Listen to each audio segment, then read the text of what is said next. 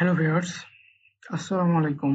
আজকে আমরা শিখব কিভাবে এক্সেলে অটোসাম বাটন ব্যবহার করে খুব সহজে যোগফল বের করা যায়।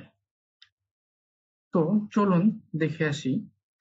এর জন্য প্রথমে মনে করুন যে A1 থেকে A4 পর্যন্ত কিছু সংখ্যা রয়েছে। এখন আপনি সংখ্যাগুলোকে অটোমেটিক ভাবে যোগ করার জন্য 5 নাম্বারে অর্থাৎ যেখানে আপনি অ্যান্সার বার করবেন সেটাকে সিলেক্ট করবেন। করার পরে যাবেন ফর্মুলায়।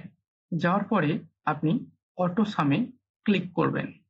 ক্লিক করার পরে আপনি যখন এন্টারে চাপ দেবেন তখন দেখবেন অটোমেটিক আপনার অ্যান্সার চলে আসবে।